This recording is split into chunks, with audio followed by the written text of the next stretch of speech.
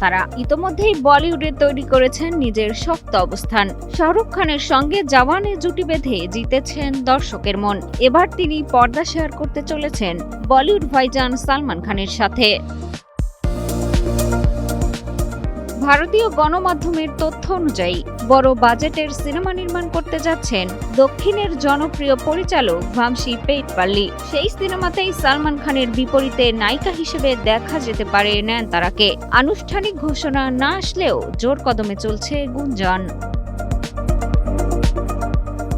পদ্মা সেতু, metro rail এবং elevated expressway নির্মাণের গর্বিত অংশীদার বসুন্ধরা সিমেন্ট। জানা যায়, পুরোপুরি বাণিজ্যিক ঘরানার এই সিনেমার শুটিং শুরু হতে পারে চলতি বছরের এপ্রিলেই।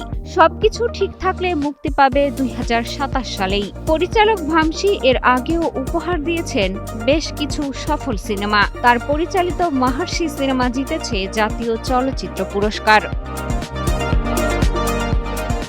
এদিকে ভক্তরা বলছে, সত্যি কি সালমান ও নয়নতারা প্রথমবারের মতো একসঙ্গে বড় পর্দায় ধরা দেবেন? যদি তাই হয়, তবে নিঃসন্দেহে এটি হতে যাচ্ছে বলিউডের সবচেয়ে আলোচিত সিনেমাগুলোর একটি। মিষ্টি খাতুন, কালের কণ্ঠ।